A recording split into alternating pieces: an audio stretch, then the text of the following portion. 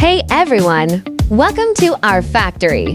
Today we're showing you how a wind turbine gear for heavy-duty industrial gearboxes is manufactured. The process starts with precision forging, followed by 100% ultrasonic testing to ensure there are no internal defects. This guarantees a strong and reliable gear foundation. Next comes rough machining and gear cutting, where the gear shape is formed. After that, the most critical step begins: heat treatment. We use advanced carburizing and quenching. This process creates a hardened surface while maintaining a tough core structure.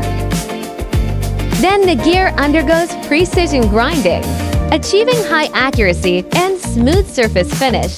Finally, each gear goes through strict inspection, including dimensional accuracy, hardness, and surface quality checks. Then gear will go in comprehensive testing, microstructure analysis, CMM, fatigue life test, vibration and noise analysis, high temperature and extreme conditions.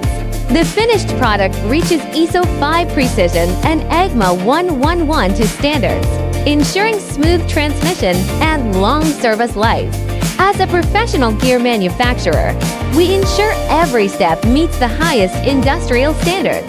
Follow us to see more about gear manufacturing and industrial gearbox production.